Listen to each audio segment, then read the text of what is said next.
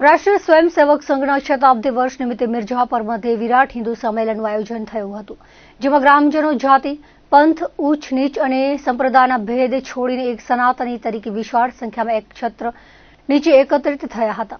સ્વામી પ્રદીપ્તાનંદ સરસ્વતીજીએ જણાવ્યું હતું કે સમગ્ર ભારતની ડેમોગ્રાફીમાં આવતા વિચિત્ર અને ઘાતક બદલાવને ધ્યાનમાં રાખીને દરેક યુવા હિન્દુ દંપતી 3 સંતાનનો આગ્રહ રાખે અને ધર્મ અને સમાજ અને દેશ માટે કાર્ય કરવા એક સંતાનને સંસ્કારિત કરે છે.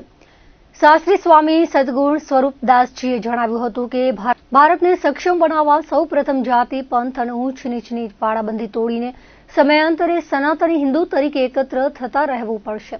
મુખ્ય વક્તા નયન ચાવડાએ સંઘ શતાબ્દી વર્ષ નિમિત્તે મળેલા પંચ પરિવર્તનના અદભુત વિચારને પ્રત્યેક હિન્દુ પરિવારે જીવન પર્યંત આચરણમાં લાવીને હિન્દુ સંમેલનના આયોજનોને સાચા અર્થમાં સાર્થક કરવાની ટકોર કરી હતી. વિવિધ સાંસ્કૃતિક કાર્યક્રમો અને ગામની યુવતીઓ દ્વારા તલવારબાજીના દાવ તથા ભુજથી રંગમંચના કલાકાર નિપુણ માકડ અને એમની ટીમ દ્વારા લવ જેહાદ વિષય સાથે ભજવાયેલ નાટકે સૌની દાદ મેળવી હતી.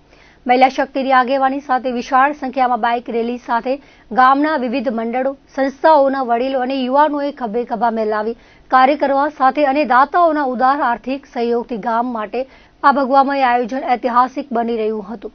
મંચ સુશોભન અને પ્રસાદ બનાવવાની સંપૂર્ણ વ્યવસ્થા બહેનોએ સંભાળી હતી. મિર્ઝાપર માટે વિરાટ હિન્દુ સંમેલન ઐતિહાસિક બની રહ્યું હોવાનો ભાવ પ્રગટ કરાયો હતો.